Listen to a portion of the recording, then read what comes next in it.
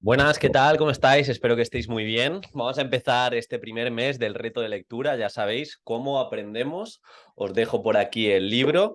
Espero que lo hayáis leído y si no, pues bueno, en el momento que lo leáis podéis entrar a este vídeo. El vídeo se va a quedar grabado y se va a quedar grabado en un link de YouTube en oculto para que de esta forma, si tú tienes algo que aportar al vídeo, al libro, mejor dicho, tus enseñanzas, tus aprendizajes queden en las notas, iba a decir en las notas, en los comentarios del vídeo y así todos aquellos que formemos parte del reto de lectura podemos seguir mejorando las enseñanzas y sobre todo aplicar todo lo que enseña este libro. Antes de empezar con el pequeño resumen, obviamente no he podido resumir todas las hojas, no voy a hablar de las más de 300 hojas que tiene el libro porque nos iríamos a un vídeo larguísimo, pero larguísimo de verdad.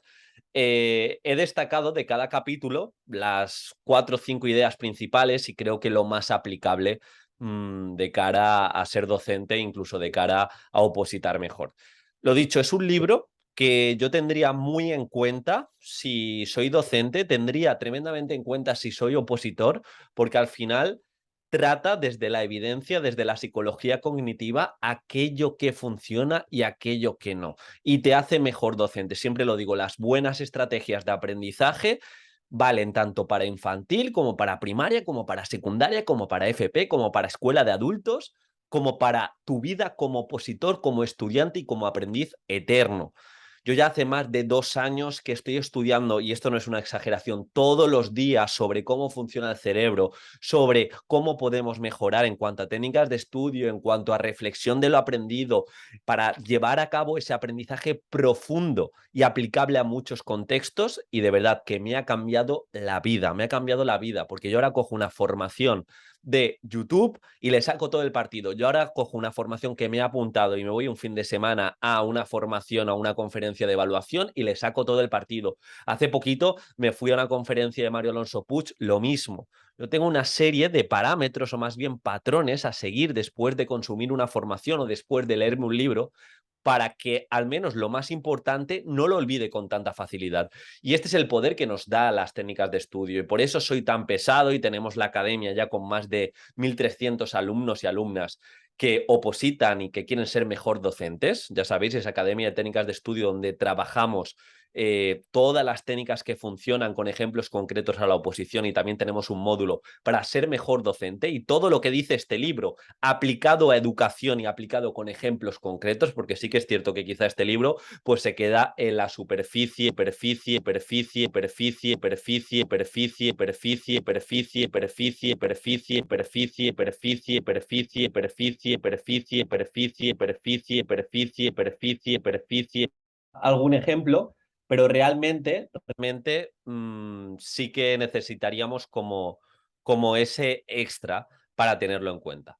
Entonces, bueno, simplemente que lo tengamos presente. Ahora se me ha ido la cámara, pero volverá, creo, pues eso espero. Y nada, vamos a empezar. Tampoco yo soy el importante, así que no pasaría nada que no se me viera. ¿Vale? Vamos con ello. ¿Cómo aprendemos? He querido destacar esta cita que para mí es muy importante y es que Héctor Ruiz nos dice: no aprendemos haciendo, aprendemos pensando. Es vital hacer que nuestro alumnado piense, reflexione, infiera lo aprendido. ¿Esto por qué es importante? Porque muchas veces pensamos que aprender es simplemente hacer y volver a hacer y volver a hacer sin ningún tipo de sentido. Pues bien, esto no funciona así.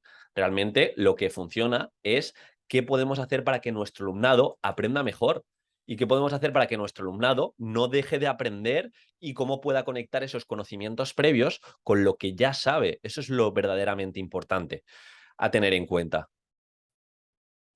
Así que dicho lo cual, sí, vamos a empezar. Primer capítulo que quiero destacar y así aplicable del libro sería el de los procesos cognitivos del aprendizaje, donde habla de la memoria, donde habla de la transferencia del aprendizaje, habla de la importancia del aprendizaje profundo. Al final el aprendizaje profundo, empezando por el final, es aquel aprendizaje que perdura en la memoria que podemos aplicar más allá del examen, porque nos tenemos que hacer una pregunta. Enseñar es hacer que nuestro alumnado aprenda a largo plazo. Si nosotros hacemos un examen y nuestro alumno saca un 10 en ese examen, pero luego le ponemos a prueba con el mismo contenido o las mismas competencias en 2 semanas y saca un 3, ¿estarán aprendiendo? ¿O estarán simplemente teniendo esos objetivos de rendimiento y esos objetivos de éxito vinculados a únicamente hacer la prueba bien?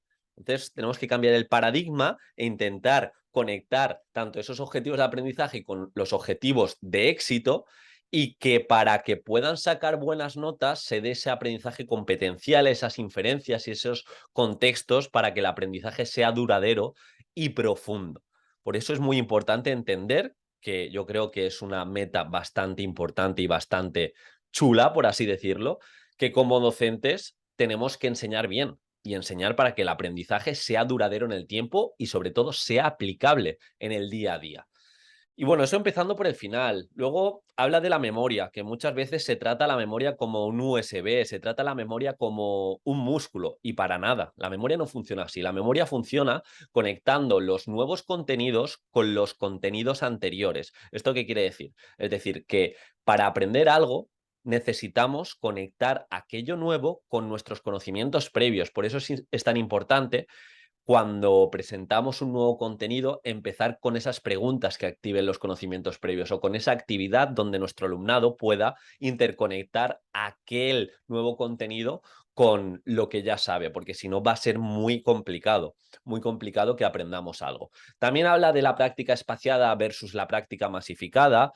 Y se observa mediante distintos estudios que cuando dividimos nuestras sesiones de estudio en el tiempo, vamos a aprender mejor que si masificamos, intentamos enseñar muchos conceptos o aprender muchos conceptos en 8 horas seguidas. Pues esas 8 horas seguidas que tenemos es mejor que las repartamos en 4 sesiones de 2 horas, porque se va a dar una serie de repasos en el tiempo, también va a haber espacio para que nuestro alumno descanse y luego esa información esté como más adquirida. Bueno, en definitiva, la importancia de espaciar ese aprendizaje, y esto también es aplicable a las oposiciones. Y por otro lado, habla de la memoria de trabajo y la carga cognitiva. Al final, la memoria de trabajo es aquella memoria que podemos tener en la mente, o mejor dicho, es aquello que podemos retener en la mente y que tiene una capacidad bastante reducida. Esto es, por ejemplo, si nos dicen un teléfono móvil para que lo memoricemos y nosotros nos acordamos durante un periodo de tiempo corto de los 6 u 8 dígitos. Pero como no le hemos dado significado, o no ha habido esa conexión de los números mediante el código fonético, mediante letras o mediante alguna relación, lo vamos a olvidar con facilidad. Así que lo primero que tenemos que hacer es entender cómo funciona la memoria de trabajo. Esto, de igual manera, si yo te pongo un ejemplo de que multipliques 4 por 8, no vas a tener problema en la memoria de trabajo, 32. Pero si yo te pido que multipliques 48 por 24, esa memoria de trabajo ya no tiene la capacidad de hacerlo con tanta facilidad. Y si ya me voy a 484 por 326, pues esto siempre lo pone de ejemplo Héctor Ruiz, que va a ser prácticamente imposible para una persona que no esté acostumbrada a este tipo de cálculos. Así que esto lo conecta con la carga cognitiva y nos dice que nuestro alumnado no tiene que tener muchísimos estímulos, no tiene que tener cargas hipersensoriales dentro del aula, sino que al final la carga cognitiva es aquellos, por así decirlo, ese ruido mental, esos objetos, esos estímulos que nos sacan del foco principal. Si nosotros tenemos que hacer una tarea de lectura, de comprensión de esa lectura y contestar y tener esa capacidad de hacer inferencias con lo que nos promueve o nos propone el texto, necesitaremos una carga cognitiva baja, es decir, estar presentes y en foco con ese texto y no tener a nuestro alcance o a nuestro alrededor que si música de fondo, que si un fulanito hablando con menganito, que si el texto muy decorado que nos quite ese foco principal. Sí que es importante que entendamos que la carga cognitiva, cuanto más baja, mejor. Y esto también lo podemos hilar con la música. ¿Es buena la música para aprender o para estudiar? Pues no. Respuesta corta, no. Cuantos menos estímulos tengamos para poner el foco y para que no tengamos que inhibir nada, mejor que mejor. Muchas veces la música es algo que tenemos que inhibir para centrarnos en el aprendizaje como tal. Así que ante la duda, no música. Otra cosa es que tengamos ruidos en nuestras casas o tengamos ruidos en la biblioteca y nos pongamos una música sin letra que nos ayude a focalizarnos, mejor que mejor. Pero sin duda, lo que nos dice la evidencia es que mejor sin música. Bien, luego, como he dicho, habla del aprendizaje profundo y habla de la importancia de la práctica deliberada, es decir, de darle herramientas a nuestro alumnado para que pueda hacerlo mejor y para que incluso tenga fuera del horario escolar una serie de pautas a seguir. Y en definitiva, este primer capítulo se centra en entender cómo funciona la memoria, la importancia de los conocimientos previos, en entender la importancia de la práctica espaciada.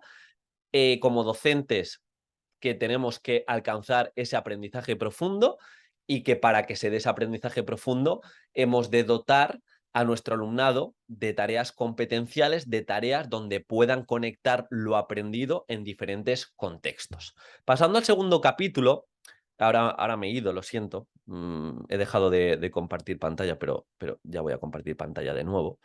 Lo tenemos por aquí. Pasando al segundo capítulo, que sería los factores socioemocionales del aprendizaje, aquí nos habla del papel de las emociones en el aprendizaje, la motivación, las creencias, este principio de autoeficacia, la dimensión social del aprendizaje. He querido destacar dos citas que luego retomaremos. La primera es que el resumen de este capítulo se podría sintetizar de la siguiente manera: consiste en educar acerca del significado del error y promover una cultura que reconozca el valor del esfuerzo por delante del talento innato. Muchas veces aparecen errores en nuestra aula, aparecen errores en nuestro estudio y lo vemos como una amenaza. Pues desde los primeros cursos hemos de entender ese error como algo natural que aparece en el camino y directamente abordarlo como una oportunidad de aprendizaje.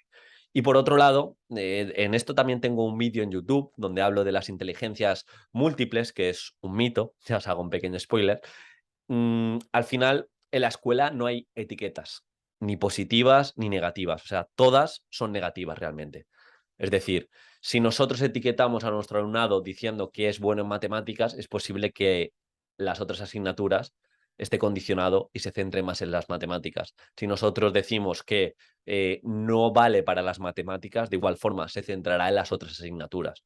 Lo que tenemos que hacer, y lo hablaremos en el feedback, es intentar comunicarnos con ellos, poner el foco en esforzarse, enseñarles buenas estrategias de aprendizaje y no poner el foco en el esfuerzo del más es mejor, sino en ese esfuerzo con sentido, en esas estrategias de aprendizaje que funcionan, en esas técnicas que funcionan. Aquí también me ha surgido la necesidad de crear un módulo aparte que le he llamado en el curso de técnicas de estudio dando clase de forma memorable, que es justamente para eso, para que nuestro alumnado aprenda a largo plazo. Entrando en el papel de las emociones, vamos a hablar de los recuerdos.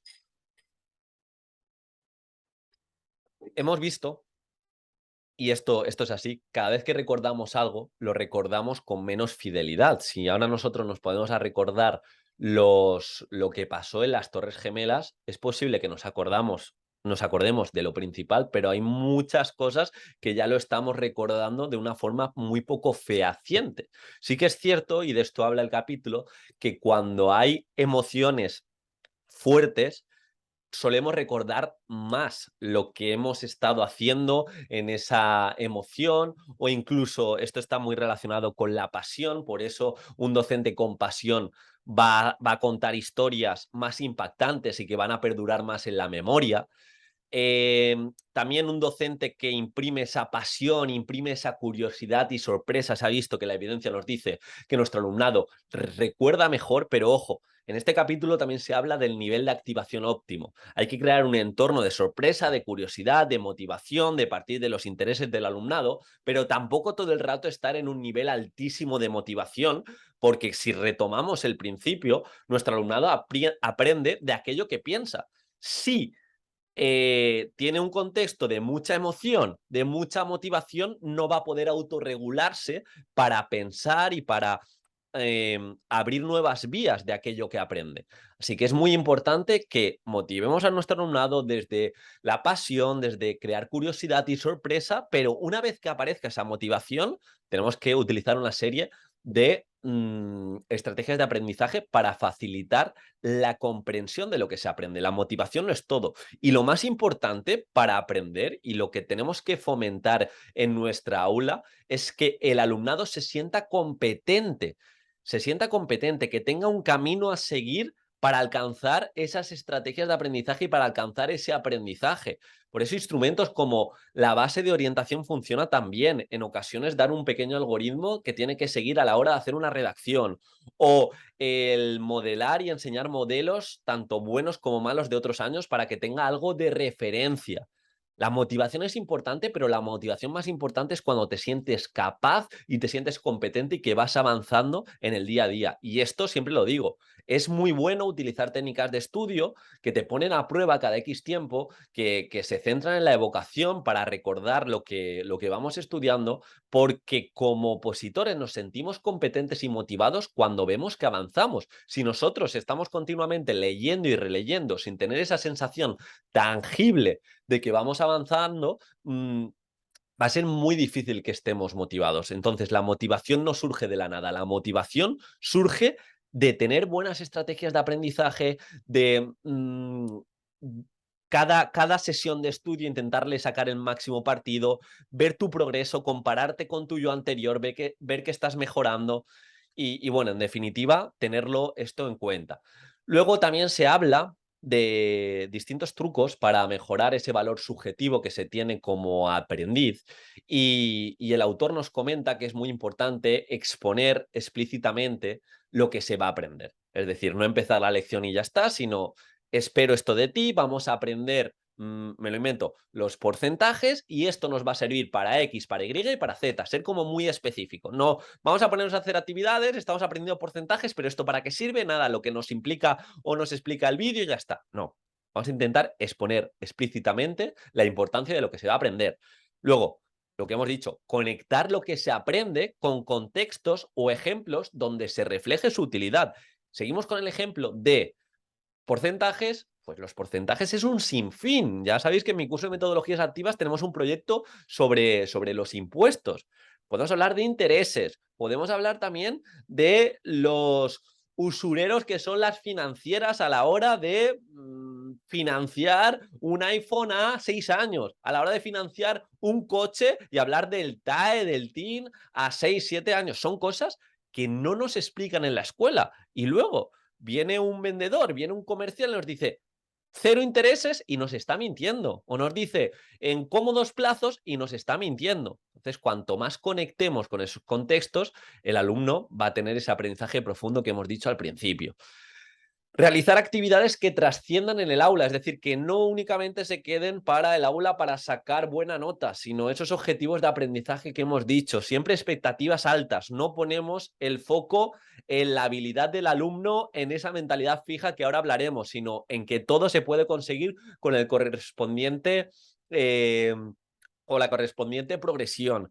Ofrecer oportunidades de éxito tempranas. Esto no lo tenemos en cuenta. Pensamos que todos los exámenes y todos los test se tienen que calificar. Y no, yo en mi aula, cada muy poco tiempo, les pongo a prueba. Les pongo a prueba a mi alumnado. Bien mediante Kahoot, bien mediante pliques, bien mediante pequeños test, bien mediante técnicas como descarga del cerebro. En definitiva, ponerles a prueba y poner el foco en esa evocación para que el alumnado recuerde y que también se sienta competente durante el camino.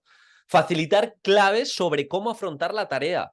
Nosotros también tenemos que, la enseñanza al final es un arte, tenemos que proyectarnos a futuro y ver qué errores pueden tener, qué problemáticas, dar algún truco, dar una serie de pasos que puedan seguir, esos pasos explicarles por qué se tienen que seguir. Y los últimos 2 puntos para mejorar esta motivación en clase nos habla de la transparencia en la evaluación, es decir, nosotros empezamos, hemos de dejar muy claro qué actividades de aprendizaje se van luego a evaluar y se van a poner a prueba a nuestro alumnado y también qué se espera de ellos. Cuando acabe esta unidad didáctica, cuando acabe este tema, yo quiero que tú controles los porcentajes y durante el camino vamos a ver que esos porcentajes se pueden trabajar para ver rebajas, para ver descuentos, para que no os timen, para que entendáis cómo funciona el dinero, para que entendáis cómo funcionan los bancos. En definitiva, transparencia y alinear esas actividades de aprendizaje con lo que se van a encontrar, porque es muy frustrante el trabajar una serie de cosas en clase y luego que en el examen, que vamos a poner el foco en la calificación, de repente no tengan nada que ver con lo que hemos hecho en clase. Parece de perogrullo, pero muchas veces lo tenemos en cuenta. Y luego, también antes de acabar el capítulo, nos habla de las experiencias, de la importancia de esa autoeficacia que tiene el alumnado, que al final la autoeficacia es lo que piensa el alumno y la alumna que puede alcanzar. Y no es lo que piensa que puede aprender, sino la interpretación de lo que piensa que puede aprender de experiencias previas que ha tenido. Lo explico y se va a entender mejor. Si yo me presento a un examen de inglés y saco un 1 y yo me hablo y tengo esas creencias de que soy malísimo en inglés, que va a ser imposible, he estudiado y he sacado un 1, es posible que cuando me enfrente de nuevo a esa prueba, o no me enfrente directamente o vuelva a sacar muy mala nota, porque estoy hablando desde la mentalidad fija. Entonces el autor nos motiva a educar en el esfuerzo consentido, que se puede controlar y se puede alcanzar cualquier habilidad. No estamos hablando de alcanzar habilidades de élite, o no estamos hablando quizás si tienes una discapacidad cognitiva potente, que puedas alcanzar el nivel más alto, pero sí que cierta habilidad para poder vivir en plenitud, que creo que es muy importante. Entonces, tenemos que centrarnos en esa autoeficacia, que el alumnado no esté en esa mentalidad fija de percibir el error como un estigma, de enfocarse y proteger la propia imagen y no intentarlo, sino ver el error como algo normal. Ver que si algo ha ido mal, siempre hay vías de escape, en el sentido de que tenemos que utilizar estrategias de aprendizaje que funcionan. Tener y dotar a nuestro alumnado de esa capacidad de metacognición, que luego hablaremos, de reflexionar sobre lo que ha hecho, de tener esa capacidad de autorregulación, tanto a nivel de emocional como a autocontrol. Y aquí entraría el desarrollo de las funciones ejecutivas. En definitiva, no poner el foco en frases del tipo a ti se te da mal las matemáticas, sino a ti se te dan mal o a ti se te dan mal las matemáticas todavía. No has aprendido diversos procesos o no has practicado lo suficiente. En definitiva, esa mentalidad que Carol Dweck tanto predica, esa mentalidad de crecimiento. De crecimiento. Luego nos habla del locus, que nos dice que se refiere al hecho de si la causa se considera externa al individuo, la suerte, la dificultad de la tarea, la subjetividad del evaluador. Si nosotros pensamos que algo tiene un locus externo al individuo, es decir, de nuevo, para hablar de la autoeficacia, pensamos que hemos suspendido algo por suerte, no lo podemos controlar. Entonces, como docentes, tenemos que centrarnos en ese locus interno, es decir, en la habilidad, en el esfuerzo realizado, en esas buenas estrategias de aprendizaje. Luego, dentro de esto, también se habla de la estabilidad, que alude a cuán inamovible o cuán fluctuante es dicha causa en el tiempo. Por ejemplo, la habilidad suele considerarse una causa fija, mientras que el esfuerzo se considera variable según cada ocasión. Entonces, hemos de entender que se ha de perseguir lo variable, lo que se puede controlar. Y por último, la controlabilidad, que atañe a si la causa está en manos del estudiante o por contra escapa de su control. Por ejemplo, la suerte o la dificultad de la tarea se considerarían causas incontrolables, porque el alumno no puede hacer nada para cambiarlas, mientras que el esfuerzo, las estrategias a emplear, se consideran causas controlables. Y bueno, y luego dentro de este capítulo habla de lo que hemos hablado de importancia de mentalidad fija y de crecimiento, que tenemos que enfocarnos en desarrollar esa mentalidad de crecimiento, de ver el error como algo lógico y necesario en el proceso de aprendizaje, en que nuestro alumnado, en vez de proteger su imagen, se tiene que enfocar en aprender, y eso pasa por hacer errores, en arriesgarse, intentarlo y ponerse a prueba cada X tiempo, porque el ponerse a prueba, por eso soy tan pesado en muchas ocasiones con los simulacros, porque me voy a poner a prueba y tanto si lo hago mal como si lo hago bien, me va a servir. La importancia la importancia reside en que tenemos que ser conscientes y también a nuestro alumnado hacerles ver que si lo hemos hecho mal, cómo podemos hacerlo mejor la próxima vez. También tenemos una sensación más tangible de dónde estamos, y si lo hemos hecho bien, pues es un momento de motivación. Pero si no lo haces, si ante los retos actúas a la defensiva, tienes esa mentalidad fija, que nunca vas a mejorar en cuanto a habilidad. Siguiendo la mentalidad de crecimiento, están abiertos estos alumnos a asumir los errores y aprender de ellos. Cuando no hacen algo bien, persisten. Muy importante centrarnos como docentes y también como opositores en la constancia, la diligencia, el compromiso, la gratificación retardada, que son valores o principios que están un poco ya en el subsuelo, dado que todo lo tenemos al instante y justamente pues las cosas importantes, el aprendizaje, nos tenemos que abstraer e ir hacia este camino. Y por último, las tres características de mentalidad fija versus crecimiento. La mentalidad fija, que en muchas ocasiones los docentes promueven, nos insta que no necesitan esforzarse los alumnos porque no son hábiles, entonces no sirve de nada esforzarse. Los de crecimiento dirían que creen que para conseguir ser buenos es algo que hay que esforzarse mucho, aunque se tenga talento. Mirad qué diferencia. La mentalidad fija se sienten amenazados por los que destacan y la mentalidad de crecimiento, cuando ven a alguien que destaca, se sienten inspirados. La mentalidad fija consideran que buscan ayudar, que buscar ayuda demuestra debilidad y por tanto no se pregunta ni se busca ayuda, y la de crecimiento buscan ayuda para aprender más y mejor. Hoy me ha pasado, os cuento una anécdota que me ha dejado un poco fuera de juego.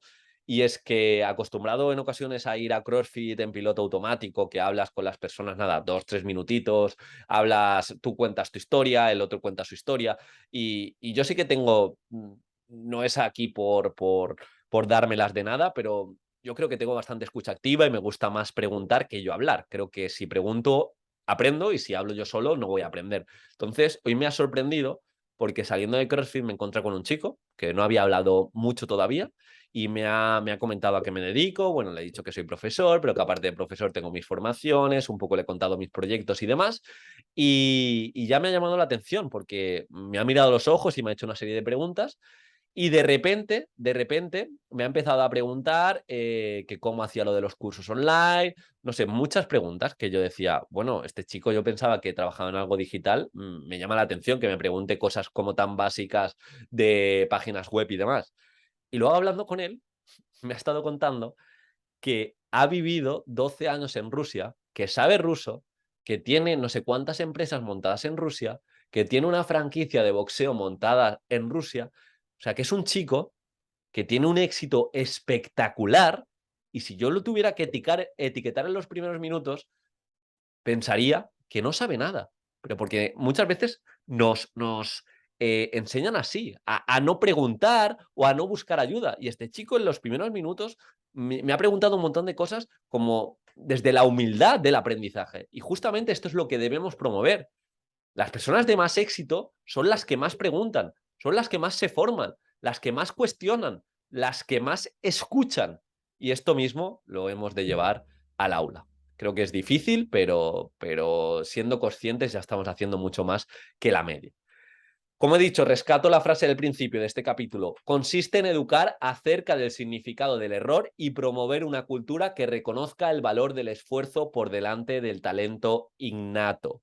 Y también nos habla de la importancia de cooperar, la importancia de ese aprendizaje cooperativo en crear grupos heterogéneos que se ayuden entre ellos, los clásicos grupos que juntas al que más sabe o el que está más dispuesto a ayudar con el que más ayuda necesita, la importancia de en estos grupos cooperativos llevar distintas evaluaciones con espacio para que se pueda mejorar ese producto. Por ejemplo, podemos hacer un pequeño test en grupo de, me lo invento, de normas de ortografía, luego dar la lección y enseñar las 3, 4 normas de ortografía más importantes, hacer un pequeño examen mejorando el que hemos hecho grupal o prueba, llámalo como quieras, individual, de nuevo, dejar espacio para que se corrija esas normas y hacer un último examen grupal con todo lo aprendido, con todo lo que nos hemos puesto a prueba, toda esa evocación, toda esa aplicación, y hacer un último examen, que puede ser no únicamente que sea trabajo analítico, de análisis clásico, sin, no sé, morfológico y ortográfico, sino que vaya un poquito más allá, incluso que se vea integrado mediante preguntas, mediante comprensión lectora, mediante escribir una carta, o que te han escrito una carta con faltas de ortografía, o como hice yo que utilizaba una aplicación para crear conversaciones de WhatsApp y así también trabajaba la ortografía porque ya tenía esa curiosidad o ese impacto emocional en nuestro alumnado. Bueno, es a tener en cuenta. Vamos a pasar al siguiente capítulo, no sin destacar antes la cita que es de Héctor Ruiz, que nos dice: aprender es olvidar los detalles que hicieron únicas nuestras vivencias o los ejemplos específicos para quedarnos solamente con el esqueleto de significados abstractos que nos permiten interpretar y comprender las nuevas experiencias. Al final, cuando estás aprendiendo, a la vez estás olvidando. Tú estás viendo esto, en unas horas vas a olvidar un gran porcentaje, mañana vas a volver a olvidar otro gran porcentaje, y si esto no lo repasas o lo aplicas de alguna manera, en un mes o en 2 meses te acordarás francamente de muy poco. Vamos con el cuarto capítulo, que sería la autorregulación del aprendizaje, y nos habla de la importancia de la metacognición. Si estáis en mi newsletter, no sé si hace unas 2 semanas os envié ejercicios y actividades a tener en cuenta con todo el tema de la metacognición. Al final, la metacognición es simplemente reflexionar sobre lo que vamos aprendiendo, reflexionar y evaluarse como aprendiz, y utilizando instrumentos tan sencillos o tan concisos como la escalera de la metacognición, los tickets de salida. En definitiva, con eso que se ha aprendido, darle una transferencia, darle algo de utilidad, que ahora vamos a ver a continuación. Está muy relacionado con la competencia de aprender a aprender, que para mí es la más importante, porque si nosotros enseñamos a nuestro alumnado a que sepa aprender a aprender, fuera del horario escolar, en su vida diaria, no va a tener problemas para absolutamente nada. Y va de verdad sacarle partido a esa era de la información. Perdonad, un poquito de café. Bien, nos habla de habilidades metacognitivas para el aprendizaje autorregulado y nos concreta en 6 procesos metacognitivos que son importantes llevar en el aula, de alguna manera fomentarlos. El primero sería la evaluación de la comprensión de los objetivos de aprendizaje, es decir, tenemos que poner a prueba también que nuestro alumnado se entera y es consciente de lo que se espera de él. Los objetivos de aprendizaje que sacamos de los criterios de evaluación, que ellos sean muy conscientes de lo que esperamos de ellos. Segundo, estimación de las propias debilidades y fortalezas con respecto a lo que se espera de él. Esto es muy importante, de vez en cuando hacer un pequeño DAFO, o incluso que nuestro alumnado sea capaz de saber lo que tiene más destreza y en lo que necesita más ayuda. Ojo, que no he dicho en lo que se le da bien ni en lo que se da mal, porque eso sería mentalidad fija. ¿En qué tienes más destreza y en qué necesitas más ayuda? Y en eso que necesitas más ayuda, vamos a abordarlo. Pues esta capacidad que tenemos que instruir y enseñar a nuestro alumno y a nuestras alumnas a que reflexionen sobre ello, pues será vital. Planificación de la tarea del aprendizaje. Me toca hacer una redacción, una serie de puntos a seguir. Eso también sería habilidades metacognitivas. Cuarto, selección de estrategias para alcanzar los objetivos de aprendizaje. Me sale un problema, ¿qué estrategia voy a utilizar y cómo voy a ser consciente de X estrategia o de Y estrategia? Quinto, ejecución del plan y monitorización de su desarrollo y resultados. Y por último, reflexión sobre la idoneidad del plan elegido y realización de ajustes. En definitiva, que no sea simplemente hacer, que estamos muy enfocados en ocasiones con esto, sino también reflexionar sobre el proceso, reflexionar sobre la utilidad, si he entendido lo que se espera de mí, si he entendido qué estrategia utilizar. Después de hacer el ejercicio, lo típico que se dice, repasamos antes de entregar la tarea. No, eso es muy genérico. ¿Cómo repasamos? Recordad que tenemos un algoritmo de realizamos la tarea, luego somos conscientes de qué estrategia hemos utilizado, cuestionamos esa estrategia, ¿será otra estrategia mejor? Como dar una serie o dotar una serie de preguntas para que no sea un repaso genérico y ya está. Así que es muy importante que dentro del aula esto lo tengamos en cuenta.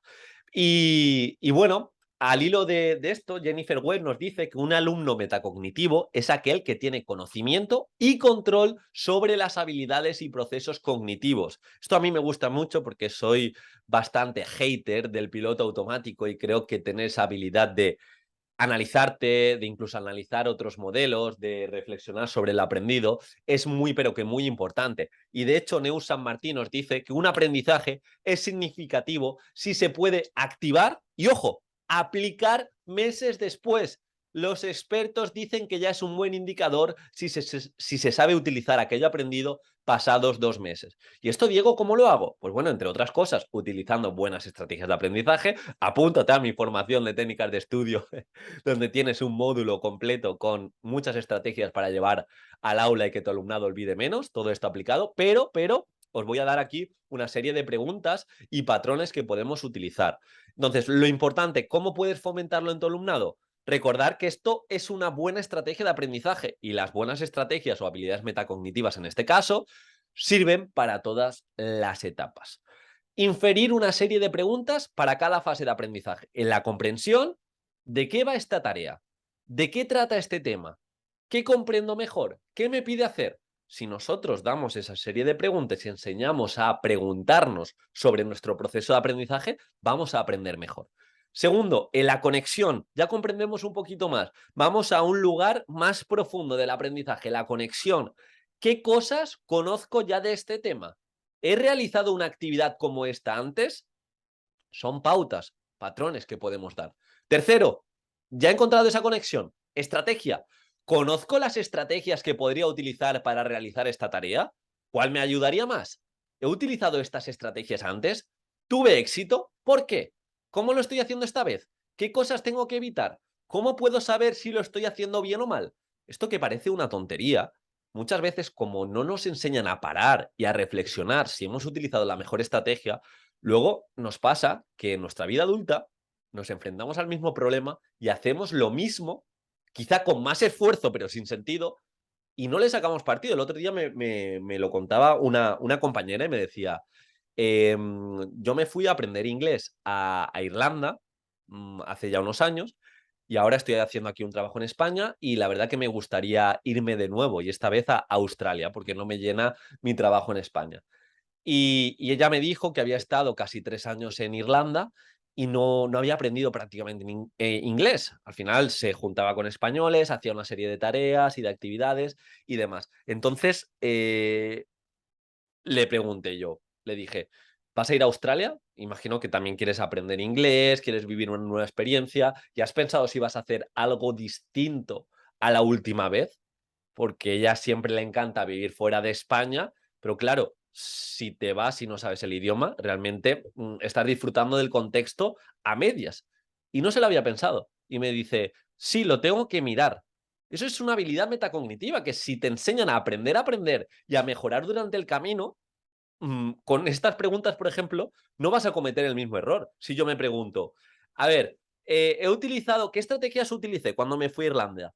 Vale, me fui a Irlanda y solo hablé con españoles. Cuando me tocaba preguntar a alguien, se lo pedía a mi amiga siempre y yo no hablaba prácticamente inglés. ¿Tuve éxito? No. ¿Por qué? Porque no me esforcé y a todo lo que me daba miedo rehuía.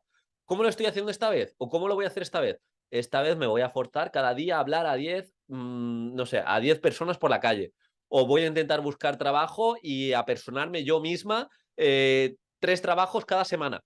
Y cambias la estrategia y reflexionas sobre lo que has hecho y vas a obtener resultados distintos. Y no os pego más la chapa porque se está haciendo muy largo este resumen. Pero el cuarto punto, el de reflexión. Una vez que ya has hecho todo, tú te paras, ¿está bien lo que he hecho? ¿Estoy motivado para mejorarlo? ¿Qué emociones he sentido al realizar la tarea o aprender de esto?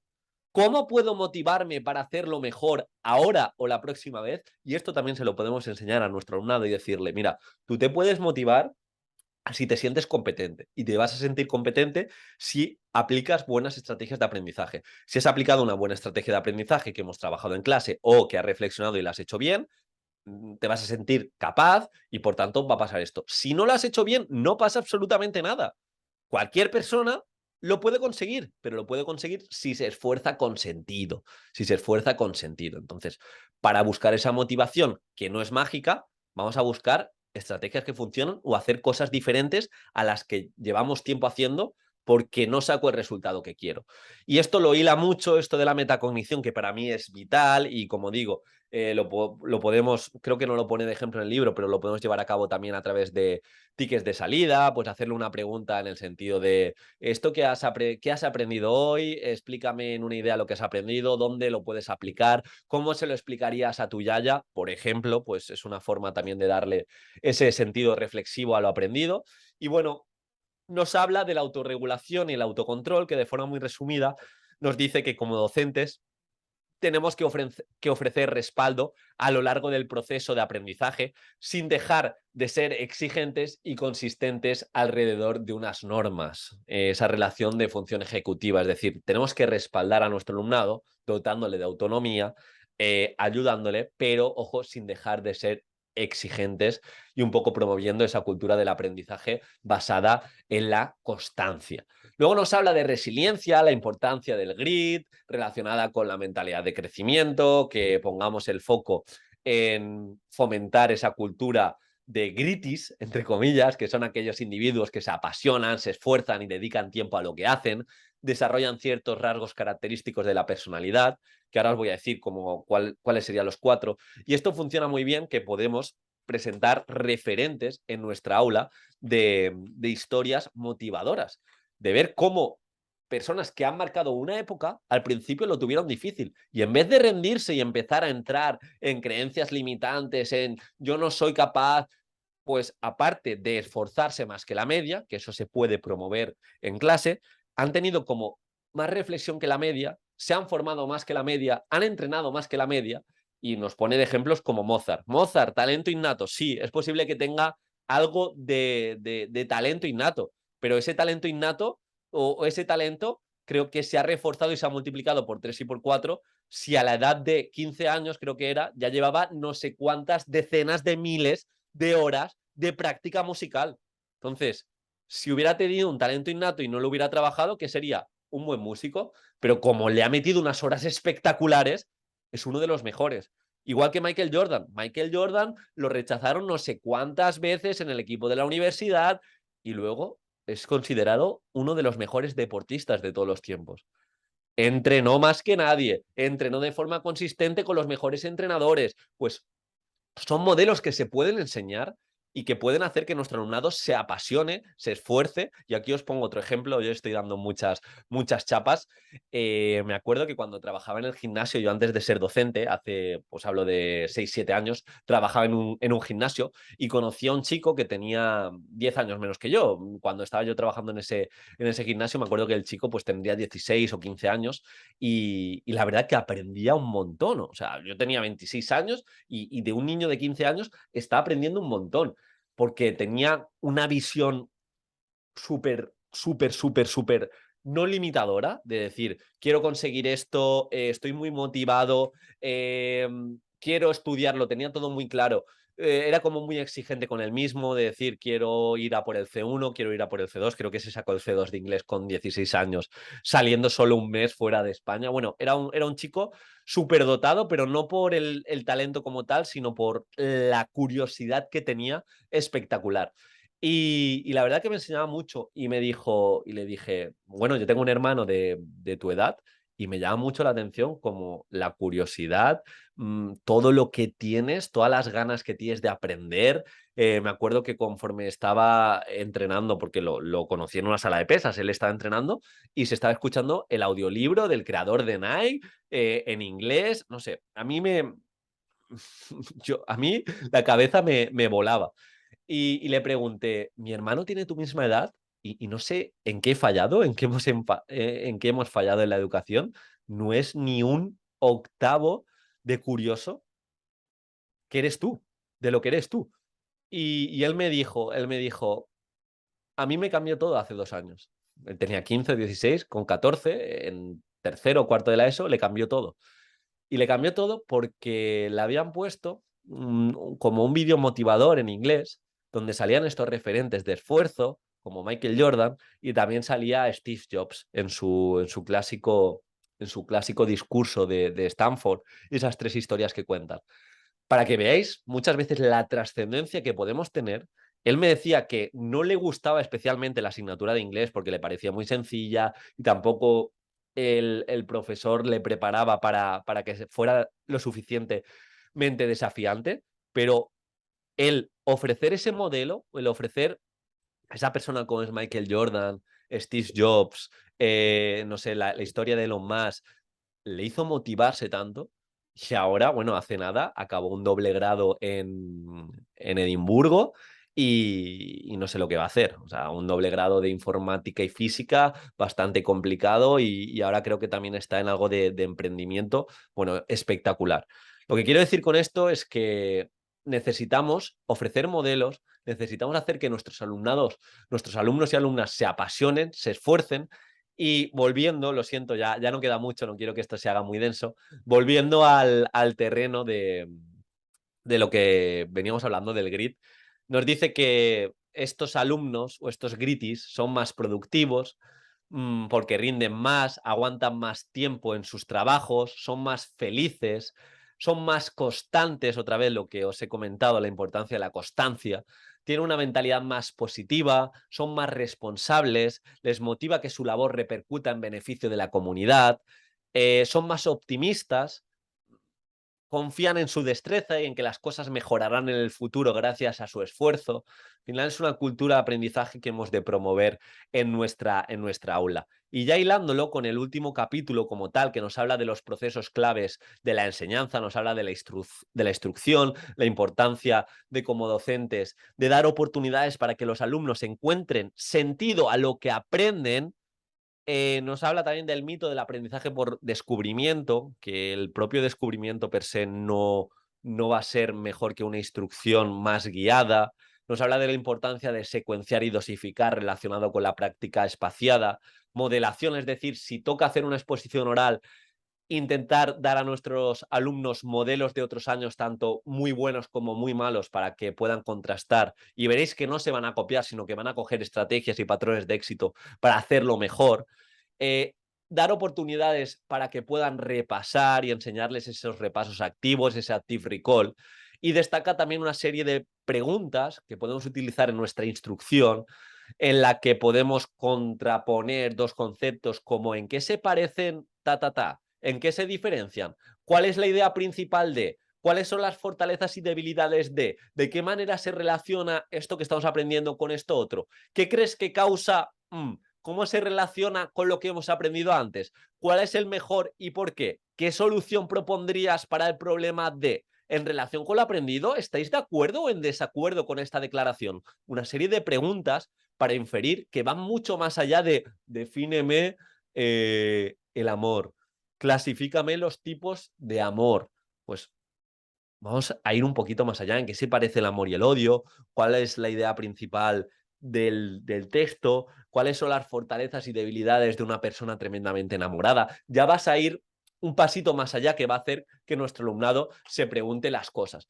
Luego nos habla de la importancia de la evaluación formativa, de esa evaluación centrada en dar oportunidad a nuestro alumnado para que pueda mejorar su proceso y para que pueda mejorar sus productos. Lo que os he dicho, si nosotros hacemos un examen y únicamente, eh, y únicamente nos fijamos en la nota, este chico ha sacado un 9, esta chica ha sacado un 1, esto va al boletín.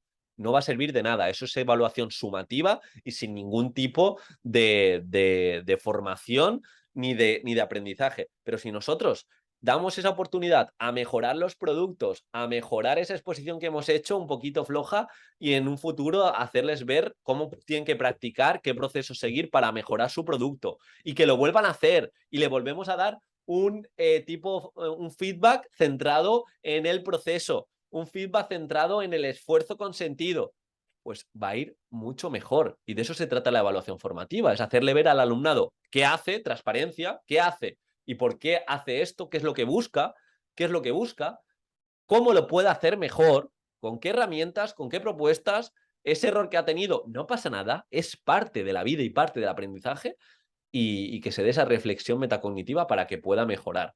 para que pueda mejorar. Y esto está muy centrado en los tipos de feedback, sobre el resultado, sobre el proceso realizado, sobre los procesos metacognitivos o sobre las cualidades. Dice que, según la ciencia, el más importante es el de sobre el proceso realizado. Has hecho este proceso, has fallado aquí o has fallado en el proceso, dale una vuelta a las distintas estrategias que has utilizado y el feedback tiene que ser concreto y específico, pero no muy cerrado, es decir, que no te dé la solución porque entonces no se va a aprender. Y ojo, que ya hay bastante evidencia que cuando damos un feedback de tipo únicamente cuantitativo, de decir, has sacado un 8 y también lo acompañamos de comentarios para mejorar y cómo puedes sacar ese 8, se pierde. Nuestro alumno solo va a poner el foco en el 8. Y esto se ha visto en la evidencia. Entonces, se recomienda mejor dar comentarios para mejorar esa prueba o para mejorar ese proyecto como tal.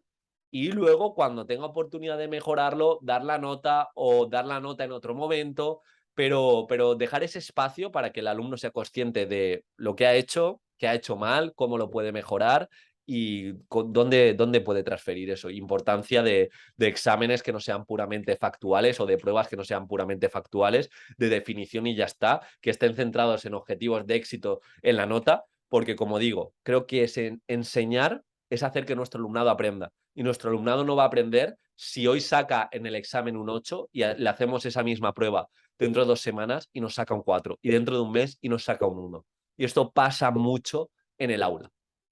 Y bueno, luego quería destacar 4 ejemplos concretos de feedback y motivación.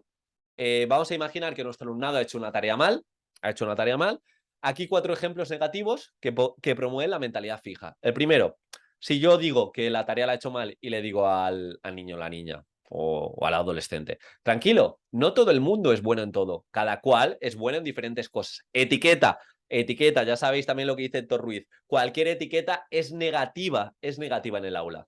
Si le digo que cada cual es bueno en diferentes cosas, pues no se va a centrar en aquello que ha hecho mal y va a pensar que esto es fijo. Se te da mal hablar en público, se te va a dar mal toda la vida. La contraposición, es normal, estás aprendiendo, es imposible hacerlo bien a la primera. Sigue trabajando así y verás cómo mejoras el error como oportunidad de volver a hacerlo bien. Segundo, has hecho un gran esfuerzo, te felicito, mentalidad fija, muy genérico. Pero si le digo, parece que tendremos que buscar otra forma de hacer las cosas. ¿Qué tal si pruebas esto? Mucho más conciso. Otro tipo de feedback centrado en la mentalidad fija. No lo has hecho bien. ¿Qué me estás diciendo? No lo has hecho bien. ¿Pero el qué no he hecho bien? Tercero, esto no salió bien. ¿Dónde crees que has fallado? ¿Qué crees que podríamos hacer para mejorarlo? Feedback conciso, feedback abierto a una mentalidad dinámica y de crecimiento. Cuarto, desde la fija, parece que esto no se te da bien. ¿Cuántas veces lo hemos escuchado? Yo lo he escuchado muchas veces. No se me da bien estudiar, no se me da bien hablar en público, no se me da bien el ejercicio, no se me da bien, inserte lo que quiera. Parece que esto no se te da muy bien todavía. ¿Qué podemos hacer para que se te dé bien? Porque siempre se puede hacer algo, pero tienes que tener esa mente abierta. Si observamos las características comunes de estos feedbacks, es que en la mentalidad fija son genéricos, incitan a que nuestro alumno y nuestra alumna piense que no puede mejorar ciertas habilidades y se valora un esfuerzo poco poco creíble. Así que bueno, yo quería acabar ya, este ha sido un poco el resumen, me he dejado muchísimas cosas en el tintero y para cada capítulo podríamos hacer un podcast entero.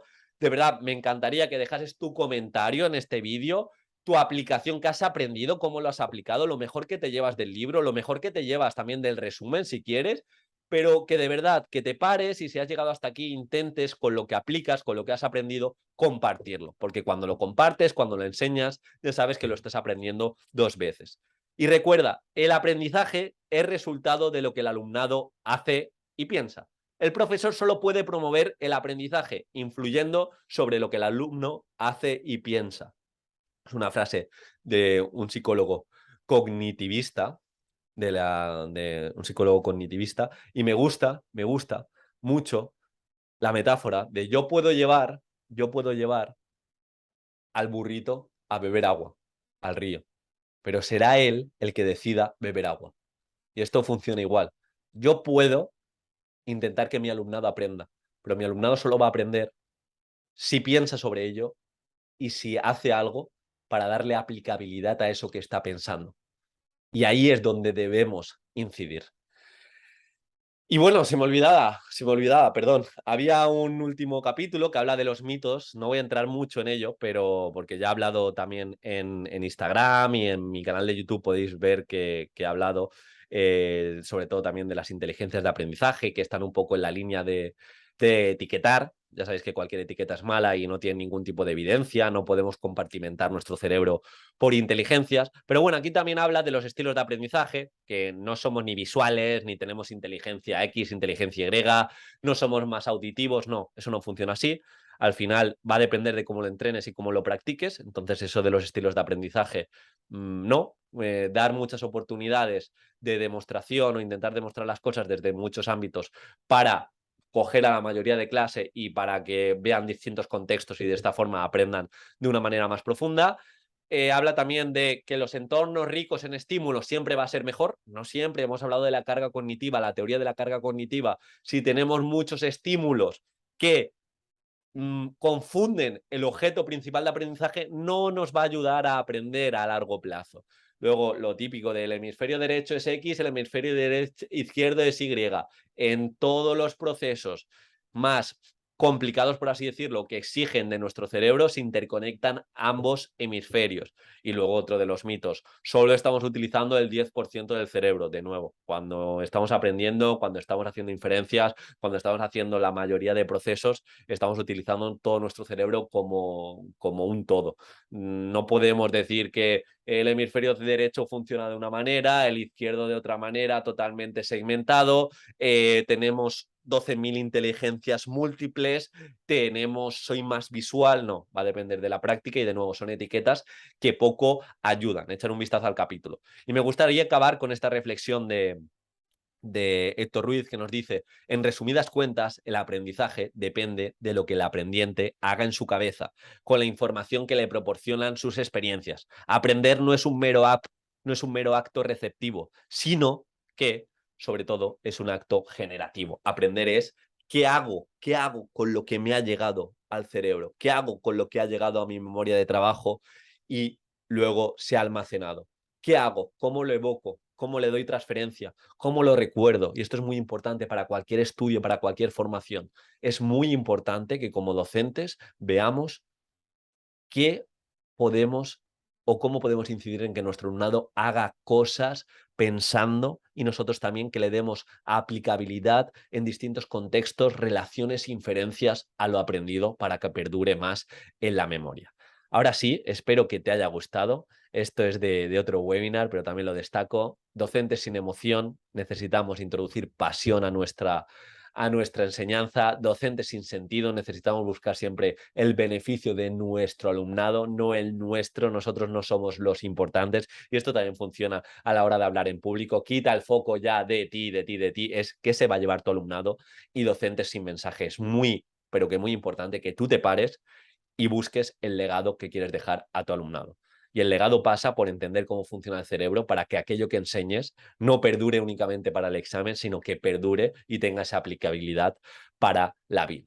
Y bueno, ya sabéis que yo creé en su día, y os lo dejo por si no estáis dentro, os lo recomiendo, creé en su día mi formación de técnicas de estudio. Con todo esto, aparte este libro tremendamente aplicado y con mi experiencia de preparar a muchos opositores y de utilizar técnicas de estudio y buenas estrategias de aprendizaje en el aula, pues hemos creado una formación, una academia espectacular, con un montón de ejemplos para sacarle partido a cada sesión de estudio, para saber cómo repasar, cómo planificar, para saber qué estrategias cooperativas, qué habilidades metacognitivas, qué instrumentos de evaluación puedo utilizar en el aula. En definitiva, es una academia tremendamente holística y completa para, como opositor, aprender, estudiar, repasar, organizarte según la ciencia, y para también como docente que sepas qué hacer para que tu clase sea memorable. Memorable en el sentido de que no se olvide con tanta facilidad. Te dejo para que le eches un vistazo. La oferta es clara. la pagas y tienes acceso de por vida. Mi única formación con acceso de por vida, tutorías mensuales hasta el día de tu examen, así que estoy seguro que te va a aportar. Lo dicho, antes de dejar este vídeo, deja tu comentario, qué te ha aportado, qué te llevas del libro, cómo puedes ayudar al resto de gente y si tienes cualquier tipo de duda de la formación o del libro, escríbeme a diego@preparadoredufis.com.